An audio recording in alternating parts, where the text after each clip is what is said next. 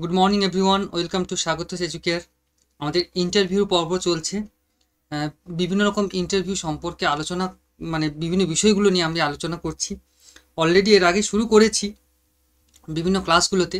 তো আজকে স্পেশালি আমি শুধুমাত্র সাবজেক্ট না, সাবজেক্টের বাইরেও কিছু বিষয় আমাদের জানা খুবই প্রয়োজন ইন্টারভিউ বোর্ড ফেস করতে গেলে। সেটা হচ্ছে কি, যে প্রথমে আমি যে রাজ্যে বসবাস করি সেই রাজ্যটা সম্পর্কে জানলাম, এর আগের ক্লাসগুলোতে মানে বলেছি ইন্টারভিউ নিয়ে আলোচনা করতে গিয়ে। আজকে বলছি পশ্চিমবঙ্গের 23টি জেলা সম্পর্কে খুব সংক্ষেপে। যে জেলা থেকে ইন্টারভিউ বোর্ডে যাবে তাকে তো সেই জেলা সম্পর্কে কিছু না কিছু প্রশ্ন করবেই। তাহলে সেই জেলা সম্পর্কে ছোটোখাটো বিষয় না জানলে কিন্তু চলবে না।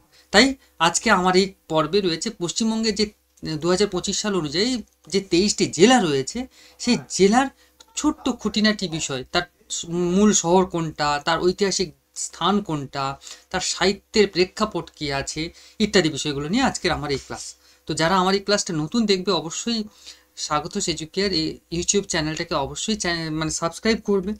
আর প্লে লিস্ট রয়েছে এই চ্যানেলে গিয়ে, প্লে লিস্টে গেলে বিভিন্ন রকম বিষয়গুলো একসাথে রয়েছে, থাম্বনেল অনুযায়ী যার যেটা প্রয়োজন সে সেটা নেবে। আমি এখন ইন্টারভিউ নিয়ে আলোচনা করছি। তো এই ইন্টারভিউ যারা দেবেন তাদের জন্য এটা, তো এই ক্লাসটা রয়েছে। ইন্টারভিউর একটা থাম্বনেল রয়েছে, সেই পোর্শানে গেলে যা ইন্টারভিউ সম্পর্কে ক্লাস নিয়েছি ওখানে পেয়ে যাবেন। চলুন সরাসরি ক্লাসে যাওয়া যাক। প্রথমে কলকাতা জেলা নিয়ে বলবো। এর দর্শনীয় স্থান Victoria Memorial, Eden Garden, Howrah bridge ও বিদ্যাসাগর সেতু, সায়েন্স সিটি, আলিপুর চিড়িয়াখানা, মার্বেল প্যালেস, ন্যাশনাল লাইব্রেরি। এখানে আরেকটা জিনিস রয়েছে, আলিপুর ক্যাম্পাস। কলকাতা ইউনিভার্সিটির আলিপুর ক্যাম্পাস রয়েছে। হাওড়া ব্রিজ বিদ্যাসাগর সেতুর পাশে এই দিকটাই রয়েছে হাওড়া ব্রিজ, সেটা হচ্ছে রবীন্দ্র সেতু নামে আমরা অনেক সময় পরিচিতি লাভ জানি। তো এইগুলো দর্শনীয় স্থান। এখানকার বিখ্যাত সাহিত্যিক যদি বলি, প্রথমেই নাম আসবে কলকাতাতে রবীন্দ্রনাথ ঠাকুর, জোড়াসাঁকো ঠাকুর পরিবার, বঙ্কিমচন্দ্র চট্টোপাধ্যায়, মাইকেল মধুসূদন দত্ত, সত্যজিৎ রায়, সুভাষচন্দ্র বসু। এইসব ব্যক্তিত্ব এই কলকাতা জেলারই মানে কবি, মানে সাহিত্যিক এবং সাংস্কৃতিক ব্যক্তিত্বের মধ্যে অন্তর্গত। এছাড়া অন্যান্যরা রয়েছেন, আমি বিখ্যাত কয়েকজনের নাম তুলে দিলাম। বর্তমান উল্লেখযোগ্য দিক যদি বলি, পশ্চিমবঙ্গের সঙ্গে সঙ্গে বলবে কলকাতা থেকে এসছেন, পশ্চিমবঙ্গের মানে এই জেলাটার একটা উল্লেখযোগ্য দিক তোমার কি মনে হয়? তখন সঙ্গে সঙ্গে বলতে হবে পশ্চিমবঙ্গের একটা প্রশাসনিক মূল কর্মকেন্দ্রের জায়গা, সাংস্কৃতিক এবং আর্থিক রাজধানী এটা, স্মার্ট সিটি মিশন এর অধীনেই রয়েছে, ডেভেলপমেন্ট হচ্ছে, আইটি হাব রয়েছে সল্টলেক সেক্টর 5-এ, ইত্যাদি বিষয়গুলোকে বলা খুবই দরকার। নেক্সট, পূর্ব মেদিনীপুর জেলা। এটা দর্শনীয় স্থান যদি বলি, একদম প্রথমেই চলে যেতে হবে দীঘার সমুদ্র সৈকত, মন্দারমণি, তাজপুর, তমলুকের রাজবাড়ি, কপালকুণ্ডলা মন্দির, মহিষাদল রাজবাড়ি ইত্যাদি। এখানকার সাহিত্য এবং সংস্কৃতি যদি বলি, বঙ্কিমচন্দ্র চট্টোপাধ্যায়ের কপালকুণ্ডলা যে উপন্যাস, সেই কপালকুণ্ডলা এই জেলাকে কেন্দ্র করেই গড়ে উঠেছিল। এখানকার সাংস্কৃতিক ঝুমুর গান, ছৌ নাচ ইত্যাদি বিষয়গুলো রয়েছে। বর্তমান উল্লেখযোগ্য দিক যদি বলি, পূর্ব মেদিনীপুরের পর্যটন, মৎস্য চাষ, কৃষি নির্ভর অর্থনীতি, এছাড়া তাজপুর উপকূলীয় শিল্প এবং পর্যটন উন্নয়ন এখানকার যথেষ্ট মানে তাৎপর্যপূর্ণ। তমলুক একটি ঐতিহাসিক স্বাধীনতা সংগ্রামী কেন্দ্র, যেটা তাম্রলিপ্ত প্রজাতন্ত্র নামে পরিচিত। তো এইটাই ছিল পূর্ব মেদিনীপুরের প্রেক্ষাপট। পশ্চিম মেদিনীপুর যদি বলি, এখানকার দর্শনীয় স্থান ঝাড়গ্রাম, রাজবাড়ি, বেলপাহাড়ি অঞ্চল, শালবনি, গোয়ালতোড় বনাঞ্চল, গোপীবল্লভপুর, ঘাটশিলা সীমান্ত অঞ্চল, সিসজনা মানে এটা সিসজনা পুরো, বিদ্যাসাগর কুটি ইত্যাদি, এগুলো খুবই প্রাসঙ্গিক। সাহিত্য এবং সাহিত্যিক যদি বলি, ঈশ্বরচন্দ্র বিদ্যাসাগর বীরসিংহ গ্রামে জন্মগ্রহণ করেছিলেন। স্বাধীনতা সংগ্রামী যদি বলি, কেউ পশ্চিম মেদিনীপুর গেলে, পশ্চিম মেদিনীপুর থেকে ইন্টারভিউ বোর্ডে গেলে তাকে বলতে হবে একজন স্বাধীনতা সংগ্রামীর নাম বললেই ক্ষুদিরাম বোস বলতেই হবে প্রথমে। বীরভূম, মেদিনীপুর সংস্কৃতি বন্ধন, লোক সংস্কৃতি সমৃদ্ধ এখানকার প্রাসঙ্গিক। বর্তমানে উল্লেখযোগ্য দিক যদি বলি পশ্চিম মেদিনীপুরে, তাহলে শিল্প এবং বনাঞ্চলের সম্পদের জন্য এটি পরিচিত। ঝাড়গ্রাম এখন আলাদা জেলা হলেও ঐতিহাসিকভাবে মেদিনীপুরের অংশ, কৃষি, কাঠ ও পাথর শিল্পের সঙ্গে এটি সংযুক্ত রয়েছে। এখানকার এছাড়া রয়েছে উত্তর 24 পরগনার দর্শনীয় স্থান যদি বলি, দমদম, বরাহনগর, ব্যারাকপুর ঐতিহাসিক স্থান, সুন্দরবনের অংশবিশেষ, কাঁচরাপাড়া, টিটাগড় প্রাচীন শিল্প অঞ্চল, খড়দহ হচ্ছে রামকৃষ্ণ আশ্রম ইত্যাদি এর অন্তর্গত। সাহিত্য এবং ইতিহাস যদি বলি, মঙ্গল কাব্যের প্রভাব বিশিষ্ট অঞ্চল এটি। ব্যারাকপুর মঙ্গল পাণ্ডের একটা বিদ্রোহের স্থান, 1857 সালে সিপাহী বিদ্রোহের সূচনা এখানে। সংস্কৃতি, পুতুল নাচ, লোকনৃত্য ইত্যাদি এর সঙ্গে অন্তর্ভুক্ত রয়েছে। বর্তমান উল্লেখযোগ্য দিক যদি বলি, ঘন বসতিপূর্ণ শিল্প এবং নগরাঞ্চল এই মানে জেলাতে। বারাসাত প্রশাসনিক সদর এখানকার, বিমানবন্দর, শিল্প, আইটি পার্কের বিকাশ হয়েছে এখানে। দক্ষিণ চব্বিশ পরগনাটা ঠিক কেমন? এটা দর্শনীয় স্থান সুন্দরবন, এটা বিশ্ব ঐতিহ্যের স্থান। কাকদ্বীপ, গঙ্গাসাগর, বকখালি সমুদ্র সৈকত, বজবজ, বারুইপুর ইত্যাদি হচ্ছে দর্শনীয় স্থান এখানকার।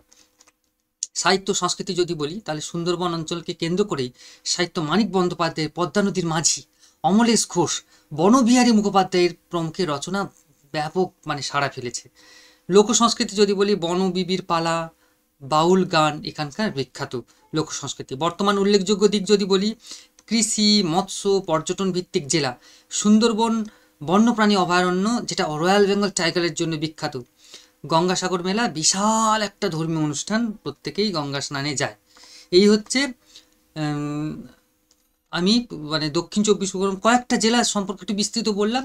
এরপর 23টি জেলা নিয়ে, কলকাতাও বলেছি, ছোট্ট করে আমি একদম সংক্ষেপে আলোচনা রয়েছে। যারা যে জেলা থেকে ইন্টারভিউ বোর্ডে যাবে তাকে এই বিষয়গুলো জানতেই হবে, না জানলে চলবে না। তো কলকাতার রাজধানী শহর, এটা পশ্চিমবঙ্গের রাজধানী, প্রশাসনিক এবং সাংস্কৃতিক অর্থনৈতিক কেন্দ্র এটা। দর্শনীয় স্থান এখানে বলেছি, Victoria Memorial, Howrah bridge, science city, Indian museum ইত্যাদি। বিখ্যাত ব্যক্তিত্বও বলেছি, বিশেষ দিকও বলেছি। উত্তর চব্বিশ পরগনার মূল শহর যদি বলি বারাসাত, এখানকার দর্শনীয় স্থান ব্যারাকপুর, খড়দহ, দমদম বিমানবন্দর ইত্যাদি বিষয়গুলো। ঐতিহ্যপূর্ণ স্থান, 1857 সালে বিদ্রোহের সূচনা এই ব্যারাকপুরে। অর্থনীতি যদি বলি, শিল্প এবং শিক্ষা কেন্দ্র, বিমানবন্দর দমদমে। সাংস্কৃতিক দিক যদি বলি, এখানকার পুতুল নাচ এবং সংস্কৃতি বিরাট সাড়া ফেলেছে সাংস্কৃতিক জগতে। দক্ষিণ চব্বিশ পরগনা প্রধান শহর এটা আলিপুর এবং বারুইপুর। দর্শনীয় স্থান এখানকার সুন্দরবন, গঙ্গাসাগর, বকখালি ইত্যাদি। বিশেষ দিক কি? সুন্দরবন টাইগার রিজার্ভ, সেটা কি ইউনেস্কো হেরিটেজ সাইট হিসেবে পরিচিত হয়েছে, স্বীকৃতি লাভ করেছে। অর্থনীতির দিক হচ্ছে এখানকার কৃষি, মৎস্য এবং পর্যটন। সাহিত্যিক প্রভাব, ওই যে পদ্মা নদীর মাঝি, সুন্দরবনের ডাক, এগুলো একটা বিরাট সাড়া ফেলেছে। পূর্ব মেদিনীপুর বলেছি আগে, তবু সংক্ষেপে আরেকবার। প্রধান শহর এখানকার তমলুক। দর্শনীয় স্থান দীঘা, মন্দারমণি, তাজপুর, মহিষাদল। ঐতিহাসিক গুরুত্ব, তাম্রলিপ্ত প্রজাতন্ত্র, স্বাধীনতা আন্দোলনের সময় এটা হয়েছে। পর্যটন এবং মৎস্য চাষ হচ্ছে এখানকার অর্থনৈতিক মূল কেন্দ্রবিন্দু। বঙ্কিমচন্দ্রের কপালকুণ্ডলা এই জেলাকে কেন্দ্র করেই তৈরি হয়েছে। তার মানে কি, যে যে জেলা থেকে যাবে তাকে তার সেই জেলা সম্পর্কে ছোট্ট করে একটু জেনে রাখা উচিত ইন্টারভিউ বোর্ডে। পশ্চিম মেদিনীপুরে কি মূল শহর হচ্ছে মেদিনীপুর শহর। এখানকার ব্যক্তিত্ব যদি বলি, বিদ্যাসাগর, ক্ষুদিরাম বসু, এখানকার বেলপাহাড়ি, ঝাড়গ্রাম ইত্যাদি বলেছি, এগুলো দর্শনীয় স্থান, বিদ্যাসাগর কুঠি ইত্যাদি। কৃষি এবং বনজ সম্পদ হচ্ছে এখানকার মূল। ওই যে শালপাতার যে থালাগুলো বিভিন্ন জায়গায় চলে আসে, এটা কিন্তু এই পশ্চিম মেদিনীপুরেরই জায়গা থেকে আমরা পেয়েছি। তো সাংস্কৃতিক হচ্ছে ছৌ নাচ, ঝুমুর নাচ ইত্যাদি বিখ্যাত। ঝাড়গ্রাম এখানকার বিচ্ছিন্ন জেলা। 2017 সালে দর্শনীয় স্থান কনক দুর্গা মন্দির, দুলুং নদী, ঝাড়গ্রাম রাজবাড়ি। অর্থনীতি কাঠ, পাথর এবং পর্যটন হচ্ছে এখানকার অর্থনীতি। আদিবাসী এবং উৎসব নাচ বিখ্যাত একটা জায়গা। 2017 সালে কিন্তু পশ্চিম মেদিনীপুর থেকে পশ্চিম মেদিনীপুরের সঙ্গে যুক্ত ছিল, এটা ভাগ হয়ে গিয়ে ঝাড়গ্রাম হয়েছে। হাওড়া প্রধান শহর হচ্ছে হাওড়া। দর্শনীয় স্থান হাওড়া ব্রিজ, বেলুড় মঠ, অমৃতসর কলোনি। অর্থনীতি শিল্পাঞ্চল এবং রেলওয়ে কেন্দ্র। ঐতিহাসিক দিক হচ্ছে গঙ্গা নদীর তীরে প্রাচীন বাণিজ্য কেন্দ্র হিসেবে এটা ছিল। হুগলি হচ্ছে কি প্রধান শহর হচ্ছে চন্দননগর, শ্রীরামপুর। ঐতিহাসিক দিক ডেনিস, ফরাসি, ডাচ ঔপনিবেশ ঐতিহাসিক প্রেক্ষাপট এখানকার। বিখ্যাত ব্যক্তিত্ব রাজা রামমোহন রায়, বঙ্কিমচন্দ্র চট্টোপাধ্যায় ইত্যাদি। দর্শনীয় স্থান যদি বলি, ইমামবাড়া, চন্দননগর, জেটি ইত্যাদি। আর অর্থনীতি এখানকার শিল্প এবং কৃষি হচ্ছে মূল অর্থনীতির কেন্দ্র। নদিয়া জেলা একটা বিখ্যাত একটা জায়গা। এটা হচ্ছে কৃষ্ণনগর, এর শহরটা হচ্ছে মূল শহর এই জেলার। এখানে চৈতন্যদেবের জন্মস্থান নবদ্বীপ, প্রচুর মানুষ এখানে বেড়াতে আসেন। চৈতন্য ধর্মীয় স্থান, এটা চৈতন্যদেবের জন্মস্থান। এটা সাংস্কৃতিক দিক যদি বলি, কৃষ্ণনগরের মাটির পুতুল আজও বিখ্যাত সবার কাছে।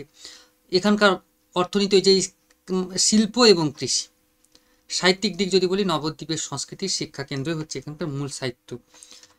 মুর্শিদাবাদ রাজধানী হচ্ছে ঐতিহাসিক একটা রাজধানী, মানে এটা মুর্শিদাবাদের হচ্ছে একটা এক সময় ঐতিহাসিক রাজধানী ছিল ওয়েস্ট বেঙ্গলে। মুর্শিদকুলি খাঁ রাজধানী এখানে রয়েছে। দর্শনীয় স্থান হয়েছে কি হাজারদুয়ারি প্রাসাদ, কাটরা মসজিদ, ঐতিহাসিক গুরুত্ব, পলাশির যুদ্ধ 1757, অর্থনীতি হচ্ছে সিল্ক, শিল্প, সংস্কৃতি, মুসলিম স্থাপত্য ইত্যাদি। বীরভূম প্রধান শহর হচ্ছে সিউড়ি, বিখ্যাত স্থান হচ্ছে শান্তিনিকেতন, রবীন্দ্রনাথ ঠাকুরের মানে কি বলবো একটা সৃষ্টি, বিশ্বভারতী বিশ্ববিদ্যালয়ে পরিণত হয়েছে। এছাড়া কান্তকালী মন্দির। সাংস্কৃতিক দিক যদি বলি বাউল, ঝুমুর, পৌষ মেলা, হস্তশিল্প, পর্যটন হচ্ছে এখানকার মূল অর্থনীতি। এইগুলো ছিল বীরভূম জেলা সম্পর্কে। বর্ধমান জেলা দুটো ভাগ, পূর্ব বর্ধমান, পশ্চিম বর্ধমান। পূর্ব বর্ধমানের প্রধান শহর হচ্ছে বর্ধমান শহর।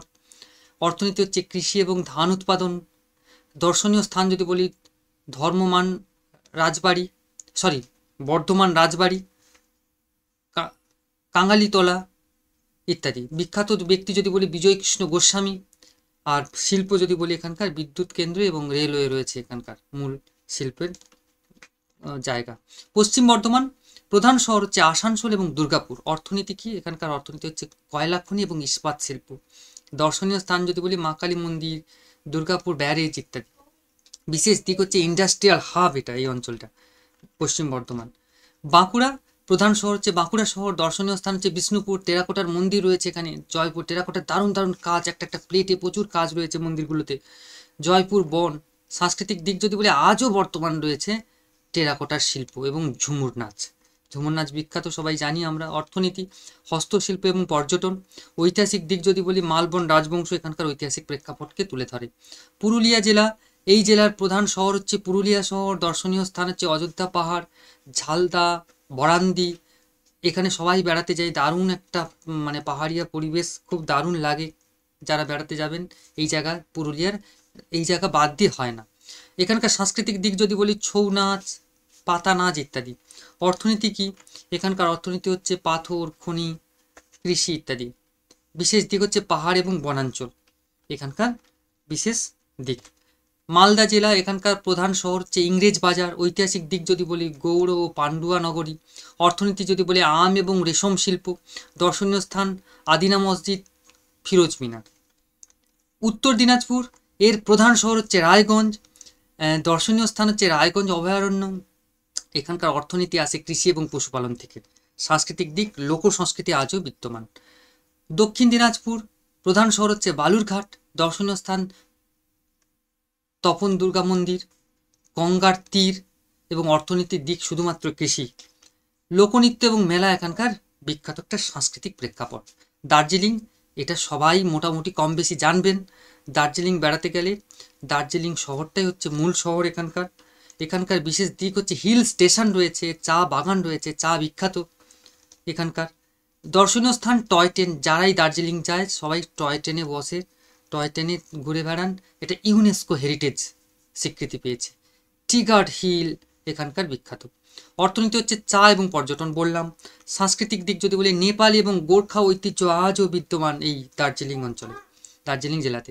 কালিম্পং জেলা, এটা বিচ্ছিন্ন হয়েছে দার্জিলিং থেকে 2017 সালে। দর্শনীয় স্থান দর্জিপাড়া, ঝলং, লোলেগাঁও।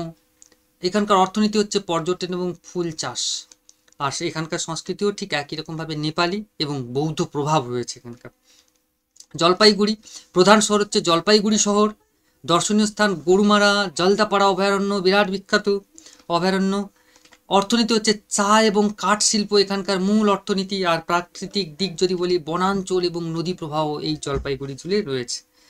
আর আলিপুরদুয়ার এবং লাস্ট কোচবিহার। আলিপুরদুয়ার হচ্ছে বিচ্ছিন্ন হয়েছে 2014 সালে। দর্শনীয় স্থান মানে এটা স্বীকৃতি লাভ করেছে আলিপুরদুয়ার হিসেবে 2014 সালে। দর্শনীয় স্থান হচ্ছে বক্সা ফোর্ট, জয়ন্তী, চিলাপাতা বন ইত্যাদি। অর্থনীতি হচ্ছে বনজ এবং পর্যটন হচ্ছে এখানকার মূল অর্থনীতি। আদিবাসী ঐতিহ্য আজও বিদ্যমান সাংস্কৃতিক প্রেক্ষাপটের দিক থেকে। কোচবিহার, প্রধান শহর হচ্ছে কোচবিহার শহর। ঐতিহাসিক দিক যদি বলি কোচবিহার রাজবাড়ি। দর্শনীয় স্থান হচ্ছে মদনমোহন মন্দির এখানকার বিখ্যাত। আর সাংস্কৃতিক প্রেক্ষাপট যদি বলি রাজবংশী সম্প্রদায় এখানকার একটা সাংস্কৃতিক প্রেক্ষাপট তুলে ধরে। অর্থনীতি হচ্ছে কৃষি এবং হস্তশিল্প। এই ছিল ছোট্ট করে ওয়েস্ট বেঙ্গলের 23টি জেলা সম্পর্কে ইন্টারভিউ সম্পর্কিত খুঁটিনাটি বিষয়। আশা করি সবার বোধগম্য হয়েছে।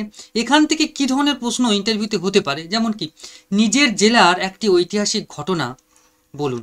আপনি কোন জেলার মানুষ আচ্ছা আমি এই জেলার। আচ্ছা আপনি ওই জেলার একটা ঐতিহাসিক ঘটনা বলুন তো, একজন বিশিষ্ট ব্যক্তির নাম বলুন তো, কই একটি দর্শনীয় স্থান বলুন তো, যাতে করে আপনার ওই জেলাটাকে সহজে লোক চিনতে পারবে। তখন এটা এইগুলোকে মুখস্থ করে রাখতে হবে, হ্যাঁ। অর্থনীতি এবং প্রধান শিল্প, কৃষিজ, সাংস্কৃতিক প্রধান তথ্যগুলো কি আপনার জেলার, আপনি যেই জেলা থেকে এসেছেন। লোক সংস্কৃতি বা উৎসব সম্পর্কে এক দুটি উদাহরণ জানলে খুবই ভালো হবে।